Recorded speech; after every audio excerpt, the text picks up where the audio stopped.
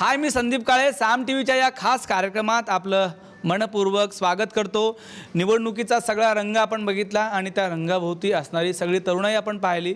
महाराष्ट्रामध्ये कुठले प्रश्न आहेत, ते प्रश्न कशा पद्धतीने सोडवले गेले पाहिजेत, तरुणाई हे प्रश्न कशा पद्धतीने सोडू शकते, या आणि अशा वेगवेगळ्या विषयावर आपण आत्तापर्यंत चर्चा करतोय। महाराष्ट्रामध्ये जे काही प्रश्न आहेत ते प्रश्न सोडवण्याचा प्रयत्न कशा पद्धतीने या यंत्रणेने केला पाहिजे, कशा पद्धतीने या सरकारने केला पाहिजे, हे जाणून घेण्यासाठी आपण मुंबईतल्या अनेक महाविद्यालयामध्ये फिरलो।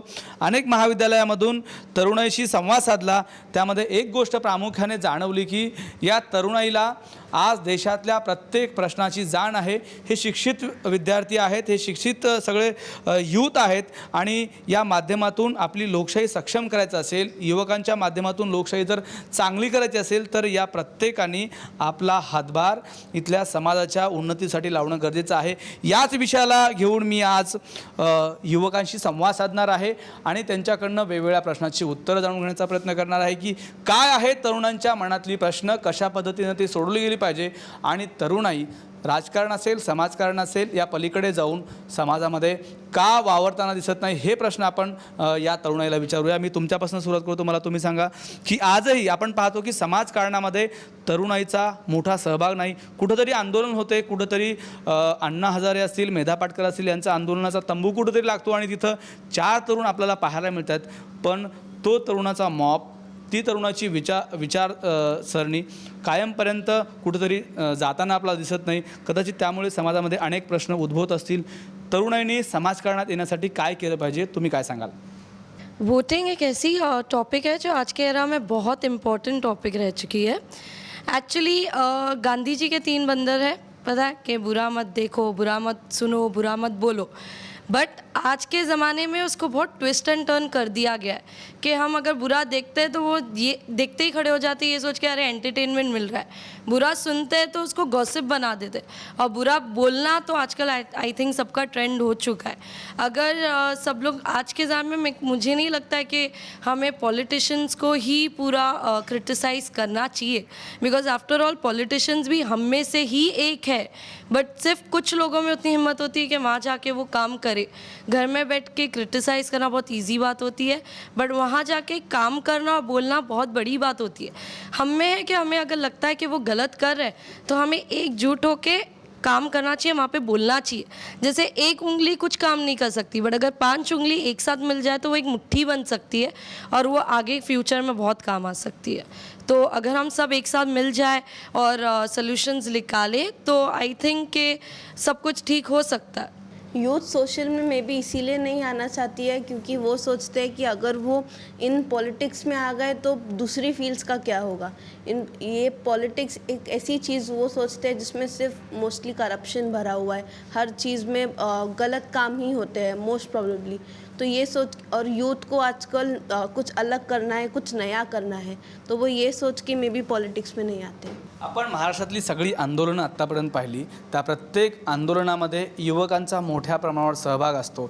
मात्र ज्यावेळेस हे आंदोलन संपते त्यावेळेस ते युवक कुठं जातात आणि कशा पद्धतीनं सगळ्या वेगवेगळ्या प्रश्नाशी त्यांचा सांगड असते का, असे अनेक प्रश्न पडल्याशिवाय राहत नाहीत। महाराष्ट्रामधल्या बहुतांशी भागांमध्ये अशा पद्धतीचं काम करणारी तरुणाई आज कमी झाली का, हा माझा प्रश्न आहे आणि याच प्रश्नावर मी या युवकांशी चर्चा करतोय। मला तुम्हालाही विचारायचं, तुम्ही मला सांगा की आज वेगवेगळ्या सामाजिक संघटना कुठेतरी कमी पडल्यात का? पूर्वी आपण पाहत होतो की अनेक सामाजिक संघटना होत्या, राष्ट्रसेवा दल असेल, सर्वोदय असेल, अशा वेगवेगळ्या सामाजिक संघटना, मुस्लिम समुदायामध्ये सुद्धा अनेक सामाजिक संघटना होत्या पूर्वी की ज्या चांगल्या पद्धतीनं तरुण घडवायची, चांगल्या पद्धतीनं एक समाज घडवण्यासाठी एक वेगळी फळी निर्माण करायची जबाबदारी त्यांच्याकडे होती। मात्र आता ह्या संघटना कुठेतरी कमी पडतायत काय? चांगले तरुण निर्माण करण्यासाठी काय सांगाल? हर संगठन अपने बारे में ही सोचता है और असल में वो अपनी कम्युनिटी को आगे बढ़ाने के चक्कर में रहता है। वो ये नहीं सोचता कि हमें सबको मिलजुल के आगे बढ़ना चाहिए। वो अपनी कम्युनिटी को ध्यान में रख के ही आगे बढ़ा, जैसे कि मुस्लिम में बोरी समाज हो गया, गुजराती समाज हो गया, हिंदू में, तो अपने समाज को ही ज़्यादा ध्यान रहा। अगर वो पूरी देश के बारे में सोचेगा और सब मिलजुल के आएंगे तो आगे बढ़ेगा। लेकिन असल में हम लोग की मानसिकता ये होती है कि हम लोग इंडिया में रहते हुए भी एकजुट नहीं है। हम लोग ये सोचते हैं कि हम कौन से धर्म से हैं, हमको उसी को प्रमोट करना चाहिए। इस वजह से इसका जो फ़ायदा है पॉलिटिशियन उठाते हैं और उसका डिसएडवांटेज हम लोग खुद देखते हैं। मुझे जहाँ तक लगता है इलेक्शंस के लिए एजुकेटेड पीपल्स को आगे आना चाहिए, बढ़ के आना चाहिए। अकॉर्डिंग टू मी अभी पॉलिटिक्स में 50% जो भी है अनएजुकेटेड है, और इंडिया जो कंट्री है उसको आगे बढ़ने के लिए एजुकेटेड पीपल की ज़रूरत है। सो मेरी तो सारे यूथ से है, जो भी है यूथ जितने भी है, सबसे मेरी गुजारिश है कि जितने भी है वो आगे बढ़कर आए। ये ना देखें कि हम पीछे से कमेंट कर रहे हैं कि ये ऐसा कर रहा है, वो वैसा कर रहा है। दिस इज़ रॉन्ग। अगर है इतनी हिम्मत तो आगे बढ़ो और कंट्री को बदलो। सामाजिक भान आजच्या तरुणीला नाही का, असा प्रश्न खुद्द तरुणाईच विचारू लागली आहे. आपण आपल्या कुटुंबाप्रती सिरियस असतो, मात्र सर्वसामान्य माणसांना ज्या काही अडचणीला सामोरं जावं लागतं त्याप्रती आपण सिरियस नाही आहेत का? का अशा प्रकारचे चांगले धडे पुस्तकातून दिले जात नाहीत तरुणाला, की आपण समाजाचं काहीतरी देणं लागतो? भारत माझा देश आहे, सारे भारतीय माझे बांधव आहेत, माझ्या देशावर माझं प्रेम आहे, अशी प्रतिज्ञा आपण म्हणतोय, मात्र प्रत्यक्षात त्या प्रतिज्ञेचं काय होतं हे पुढे कळत नाही आहे. आपण फक्त आपल्यापुरतंच मर्यादित राहतो आणि म्हणूनच कदाचित देशामध्ये, महाराष्ट्रामध्ये आपल्या अवतीभोवती असणारे अनेक प्रश्न वाढतात.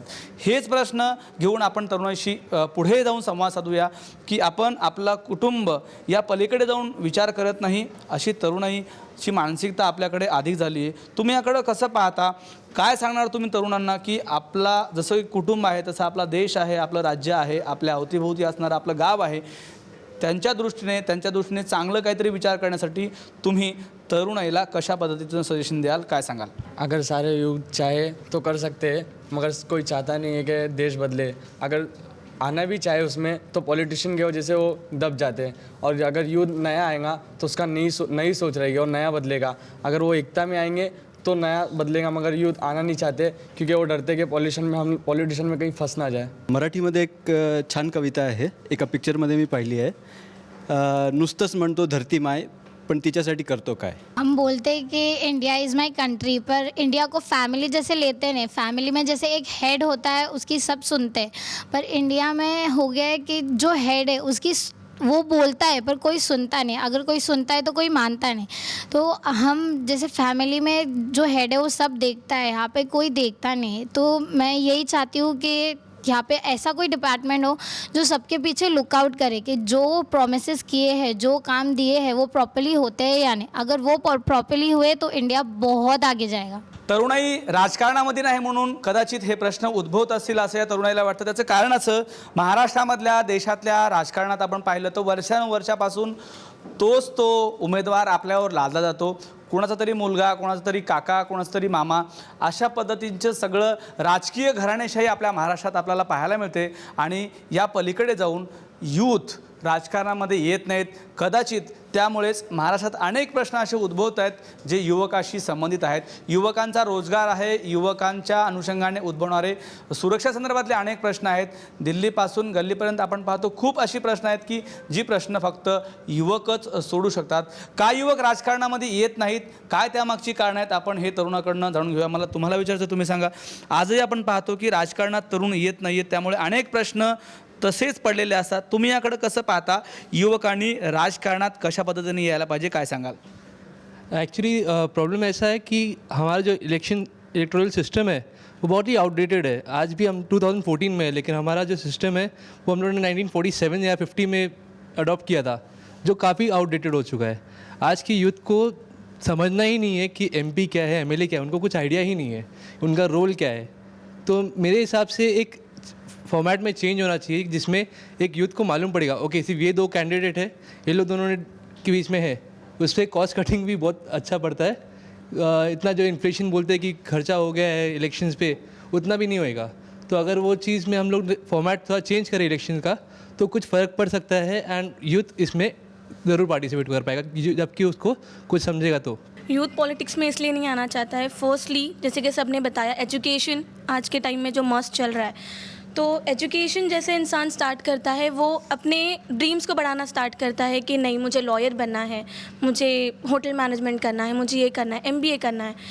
End the politics is the last option. जब इंसान को कोई भी वे नहीं मिलता है कि वो अपना ग्रोथ करे, अपनी ड्रीम्स को कंप्लीट करे. सो नाउ डेज़ ये चीज़ ऐसी हो चुकी है कि नहीं, अगर पॉलिटिक्स में घुसते हैं तो ज़्यादा पैसा मिलता है, विच जो वो कंट्री पे यूज़ करने के अलावा अपने आप पे यूज़ करते हैं, जो कि हम आजकल देख रहे हैं.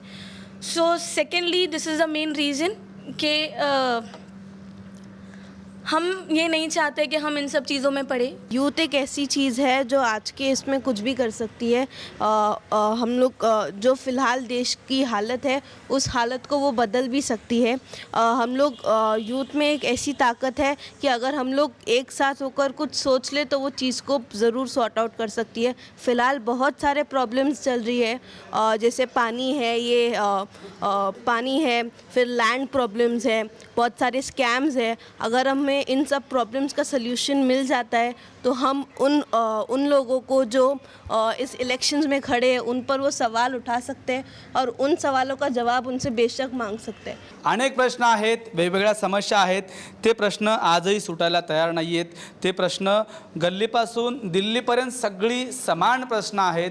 महिलावर होणारा बलात्कार असेल, मुलीची छेडछाड असेल किंवा महिलांना सगळ्याच ठिकाणी मिळणारी दुय्यम स्वरूपाची वागणूक असेल, महिलांच्या बाबतीमध्ये मुलींच्या बाबतीमध्ये आपला देश, आपला महाराष्ट्र का मागे आहे, हा प्रश्न मी एका प्राध्यापक मॅडमला विचारतो आणि त्यानंतर या कार्यक्रमाची सांगता करतो. मला तुम्हाला विचारायचं, तुम्ही सांगा, का आज महिलांकडे बघण्याचा दृष्टिकोन समाजाचा कायम आहे?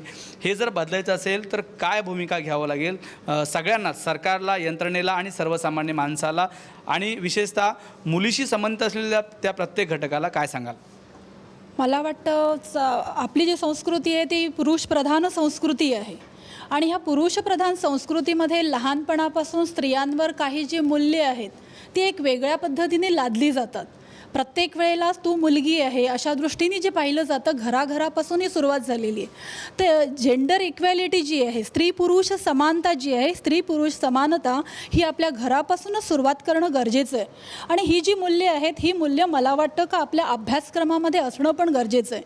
आपली जी संस्कृतीची आपली जी मूल्ये आहेत ती अभ्यासक्रमात त्याचं अंतर्भाव होणं गरजेचं आहे. आणि ही मूल्य तुम्हाला लिटरेचरमध्ये किंवा भाषेमध्ये, लँग्वेजमध्ये असतात.